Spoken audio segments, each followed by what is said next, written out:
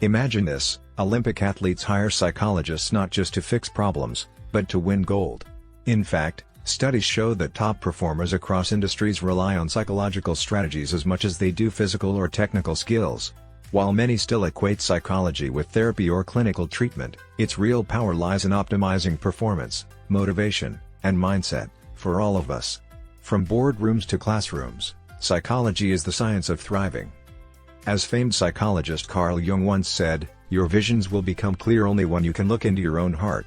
Leadership, after all, begins not with others, but with self-awareness. According to author Page, when leaders understand the mechanics of human behavior, what motivates action, what builds resilience, and what drives lasting change, they unlock the tools for effective team performance and resilient leadership. These are not soft skills, they're the invisible architecture behind every high-achieving culture. Think of it like upgrading your internal operating system. Just as athletes train their bodies, great leaders train their minds. Using fields like positive psychology and sports psychology, they build habits of clarity, emotional regulation, and vision. Instead of just reacting to pressure, they use setbacks to sharpen focus. They channel purpose to fuel engagement. And like a coach adjusting the game plan, they learn to navigate both internal doubt and external pressure with strategy, not just willpower. So ask yourself, are you leading from instinct, or from insight? Are you chasing short-term wins or building a foundation that will sustain impact for decades? Psychology isn't just for crises, it's for those who want to lead with intention, grow through challenge, and unlock the full potential of themselves and their teams. Now's the time to shift your lens. Embrace the science behind human excellence. Start viewing your mental habits as levers for leadership, not limits. Whether you're just stepping into leadership or climbing higher, let psychology be your guide. Because the best leaders don't just motivate, they understand. As Abraham Maslow once said, what is necessary to change a person is to change his awareness of himself. About the author. Sébastien Page serves as the Chief Investment Officer and Head of Global Multi-Asset at T. Rowe Price, where he oversees strategic investment decisions across diverse asset classes. A respected thought leader in finance, he contributes to the editorial boards of both Portfolio Management and the Financial Analyst's Journal. Frequently featured on CNBC and Bloomberg TV, Page also lends his expertise as a board member of the Institute for Quantitative Research in Finance. Key Takeaway 1. Why happy leaders succeed, the science behind positive leadership and team performance. Imagine walking into two companies. In one, people drag their feet, meetings feel heavy, and no one smiles. In the other, the energy is palpable, teams collaborate with ease, ideas bounce around freely, and even tough days end in a sense of shared momentum. The difference? Happiness. Not the fluffy, feel-good kind, but measurable, actionable happiness that fuels productivity and purpose. According to Gallup, companies with engaged employees see 21% greater profitability, proof that joy isn't just a perk. It's a performance strategy. As counterintuitive as it may sound, happiness doesn't follow success, success follows happiness, says Harvard psychologist Sean Achor. And this insight echoes the pioneering work of Martin Seligman, often called the father of positive psychology. His PERMA framework, positive emotion, engagement, relationships, meaning, and accomplishment, gives leaders a roadmap to cultivate sustainable well-being in themselves and their teams. Why is this essential? Because leaders who ignore these psychological levers often burn out, and worse, take their teams down with them. Let's break it down. Engagement isn't about multitasking, it's about flow, that rare state where you're so absorbed, time disappears. Think of athletes in the zone, or musicians lost in performance. In a business context, positive leadership means designing work that fosters this kind of deep focus. Next comes relationships, the invisible scaffolding of high-performing teams. Authentic connections build trust, resilience, and serve as early warnings when morale dips. Can you really lead well without understanding the emotional climate of your team? Now, ask yourself, what gives your work meaning? Saying I manage a project won't light a fire. But reframing that to I create systems that make people's lives easier connects your role to a greater purpose. Finally, accomplishment isn't just about the trophy at the end. It's about setting goals that matter and tracking the wins along the way. Just like a retirement speech full of milestone moments, success in leadership is a story told through meaningful progress, not just the final outcomes. So here's your call to action. If you're a leader, new or seasoned, it's time to stop chasing success and start engineering happiness. Study your team's emotional rhythms. build meaningful goals, and become fluent in the psychology of leadership. Because the truth is simple, happy teams don't happen by accident, they're built. Key takeaway 2. How great leaders set goals, the psychology behind motivation, failure, and sustainable success. Why do some goals electrify teams while others quietly unravel morale? Picture this: a company sets a vague goal like boost productivity, and months later, burnout rises while engagement plummets. Meanwhile, another organization declares, increase customer satisfaction scores by 15% in 90 days and watch their teams innovate, collaborate, and thrive. The difference? Clarity and challenge. In leadership, how you set goals often determines how far your people will go. Leadership expert Sébastien Page spotlights this in his deep dive into performance psychology, citing JFK's historic 1962 moonshot goal as a masterclass in precision and ambition. "We choose to go to the moon" wasn't just a slogan, it had a timeline, a measurable outcome, and global stakes. Like a lighthouse guiding ships through fog, that singular goal rallied scientists, engineers, and an entire nation into coordinated action. It was leadership and motivation at their finest. But let's not pretend ambition alone guarantees success. Many bold goals collapse under their own weight. Why? Because when leaders become obsessed with outcomes, they lose sight of context. What good is success if it destroys the people who deliver it? Page warns. He points to scandals at Wells Fargo and Volkswagen, cautionary tales where hyperfixation on metrics blinded leaders to ethical and human fallout.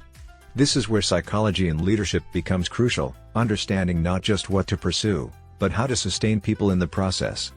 So how do you set goals that energize rather than exhaust? Start with specificity.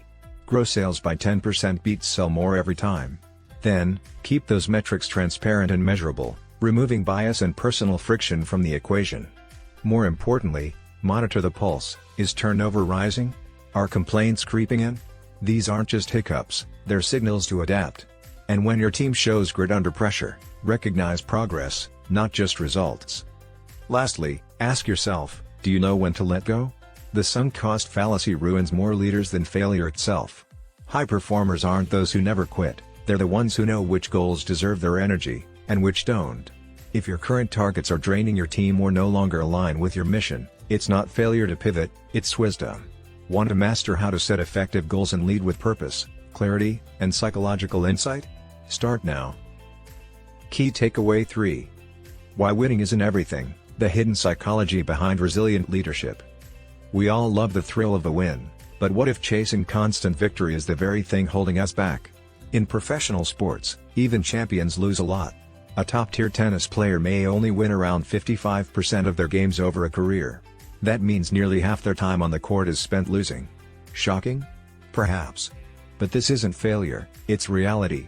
And for leaders, that same psychology of winning reveals an essential truth: lasting success is built on how well we navigate losses, not just how often we win. Psychologists and elite coaches know that the healthiest performers don't see setbacks as failures, they see them as feedback. As Martin Seligman once said, success requires persistence, the ability to not give up in the face of failure. Good leaders understand this. They create environments where teams are free to learn from mistakes, reflect, and grow stronger. Because when we over-glorify wins, we undervalue the process, and that erodes resilience over time. Think about it, have you ever worked under a leader obsessed with results at any cost? The pressure, the perfectionism, the burnout, it's not sustainable. The ego-driven obsession with winning is like building a house on sand. Instead, wise leaders trade external applause for internal progress. Much like an athlete training not just to beat others, but to surpass their own limits, great leaders shift from comparing themselves to competitors toward personal mastery and growth. But here's the twist: are you investing enough in your team's inner scoreboard? People don't thrive on generic praise or vague targets. They flourish when leaders understand their unique motivations, craft measurable milestones tied to self-development, and recognize growth, like learning new skills or overcoming a tough challenge, with the same weight as hitting a quarterly goal. That's how you build leadership and resilience that lasts. In today's fast-paced world, redefining what it means to win might just be your competitive edge. Focus on how to redefine success not as a finish line, but as an ongoing, purpose-filled journey. Track personal growth alongside performance metrics. Celebrate setbacks as stepping stones. Remember, you either win or you learn. And if you're ready to build a team that values progress over perfection, start by modeling that mindset yourself. Key takeaway 4. Why great leaders prioritize relationships over strategy, the feedback culture formula. Imagine reaching the peak of your career only to realize you've lost what mattered most, your connections. All too often, we see headlines about successful leaders who achieved financial success at the cost of burned bridges, broken families, or deep isolation. The harsh truth? The climb to the top means little if you're alone when you get there. Research shows that sacrificing supportive relationships not only damages personal happiness but also erodes performance in the long run.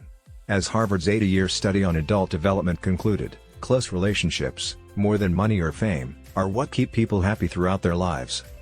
Renowned psychologist Martin Seligman's PERMA model highlights that positive relationships aren't just nice to have, they're foundational for lasting success. In fact, leadership and relationships go hand in hand. As Sébastien Page notes, a leader's true job isn't just to execute strategy, it's to nurture people. That means creating space for voices to be heard, feedback to be exchanged, and trust to be built. Think of a great leader not as a commander at the front of an army, but as a gardener, cultivating a thriving, interdependent ecosystem. So, how do you actually build that culture of trust and feedback? Start with a daily habit of asking for input, not just giving it. This flips the script and shows your team that their voice matters. It's not about flattery or endless praise. It's about creating a feedback culture where everyone feels empowered to grow. Don't just say, "Here's what went wrong." Instead, ask, "If you could do this again, what would you change?" Or, "What advice would you give to someone tackling this next?" These questions turn critique into conversation and help ideas evolve without shame.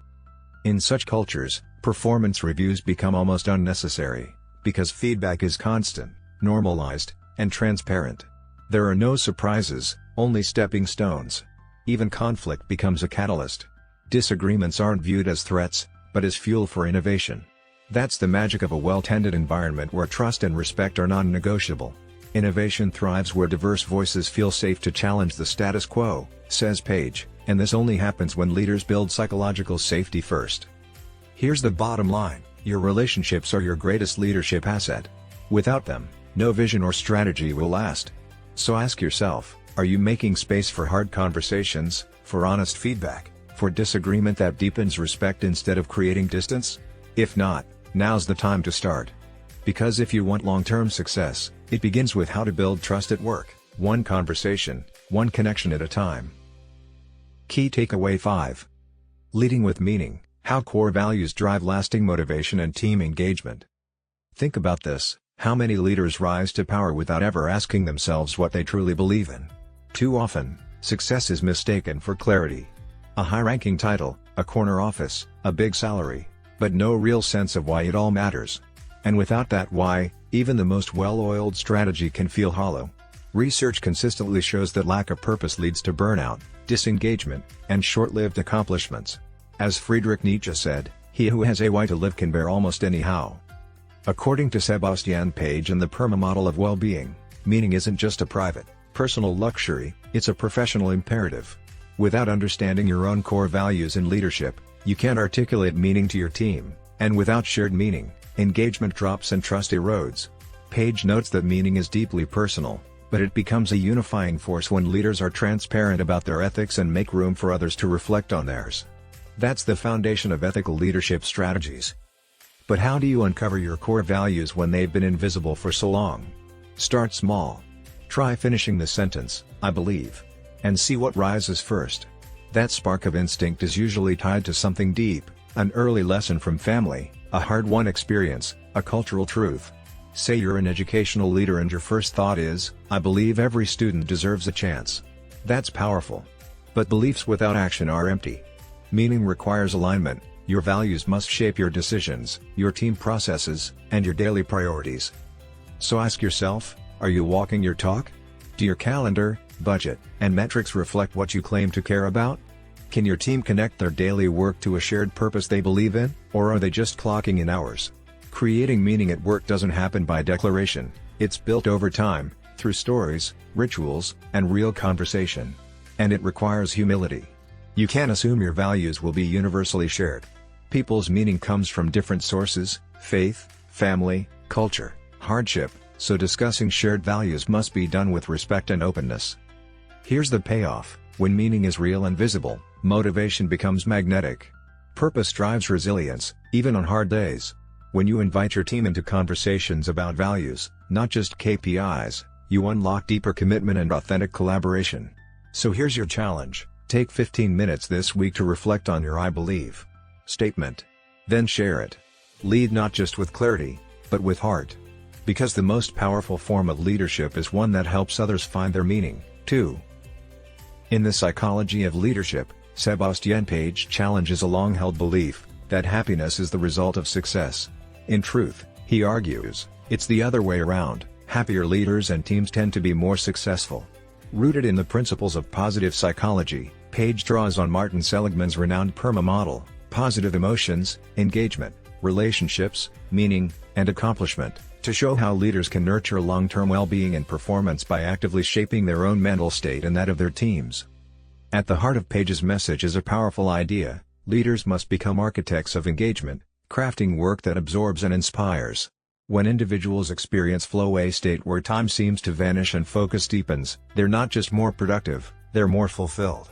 Whether you're a conductor guiding an orchestra or a manager leading a team project, true engagement transforms effort into energy and shields against burnout, even in high-pressure environments. But no leader thrives alone. Page underscores that positive, authentic relationships are the strongest predictor of happiness and performance, both personally and professionally. He encourages leaders to move beyond hierarchy and embrace feedback-rich cultures.